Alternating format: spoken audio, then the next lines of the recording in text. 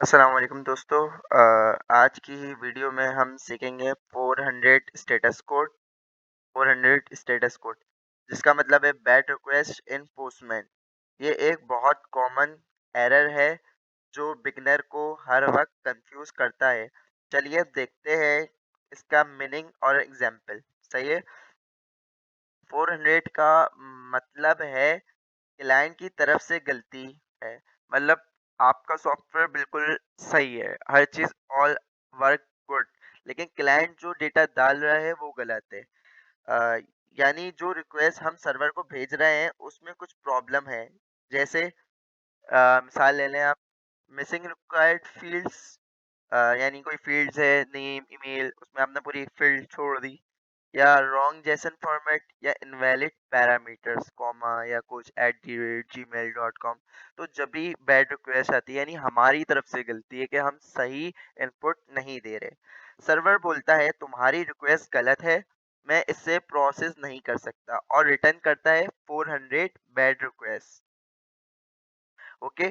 तो इसको समझाने के लिए मैं आपको एक एग्जांपल दे देता हूँ, real life web example. Okay. मान लो कि एक फॉर्म है, एक फॉर्म सबमिशन एग्जांपल। सपोज आप एक वेबसाइट का साइन अप फॉर्म फिल कर रहे हो। सही है। एक फॉर्म होता है वेबसाइट के अंदर जो साइन अप या लॉगिन जो भी कह लो, आप वो फिल कर रहे हो। वेबसाइट का रूल है कि ईमेल वैलिड होना चाहिए। अब फॉर एग्जांपल ईमेल वैलिड कैसे होती है? मान लो abc@gmail.com, ये होता है वैलिड। लेकिन अगर आप abc@@@ या abc.com डालो, लाइक लिख कर सबमिट करते हो, सर्वर बोलेगा 400 बैड रिक्वेस्ट, फौरन आपके पास 400 आ जाएगा। क्यों?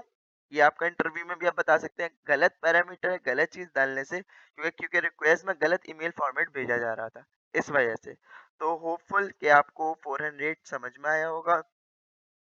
अच्छा, हम इसको प्रैक्टिकल भी कर लेते हैं। सही है। मेरे पास एक एपीआई है जो मैंने रखी हुई है। सही है। तो ये एक पोस्ट की पब्लिक एपीआई है। आप यहाँ से, क्योंकि मेरा यूट्यूब अभी स्टार्ट किया है तो दे नहीं रहा, वरना मैं एपीआई मेंशन कर देता।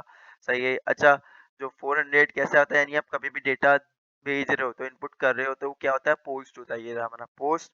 अब जैसे आप कोई केक ऑर्डर कर रहे हो तो आप उसकी इन्फो फॉर्म है, उसमें फील्ड में चीज़ें डाल रहे हो, तो वो क्या चीज़ें डिटेल्स डाल रहे हो, तो वो क्या होता है भाई, वो आप पोस्ट कर रहे हो तो पोस्ट का मेथड यूज होता है। पोस्ट की एपीआई आ गई। सही है। अब क्या करते हैं हम देखें, उसके बाद हम एक जेसन में अब डेटा डालते हैं। फॉर एग्जांपल इसका कोई है, अब हम थोड़ा गलत डाल देते हैं डेटा ना। लाइक हम आते हैं बॉडी पर, और रॉ में आके यहाँ पे पोस्टमैन मैसेज चेक किया जाता है, तो मैंने सेव करके रखा हुआ है। तो यहाँ डबल कोट्स मिसिंग है। सही है। तो यहाँ डबल कोट्स होते हैं, वो मिसिंग है। अब जैसे ही मैं सेंड पर करता हूँ तो आप देखिएगा 400 वो ही आया। देखेंगे, ये मिला हमें रिजल्ट 400 बैड रिक्वेस्ट, जो मैं आपको कर रहा था। अब जैसे हम अब जैसे कि हमने रिक्वेस्ट भेजी, आप देखोगे सर्वर ने रिटर्न क्या करा, 400। सही है। अब ये बैड रिक्वेस्ट है, ये दिखाता है कि रिक्वेस्ट वैलिड नहीं थी, यानी हमने ये चीज सही नहीं भेजी।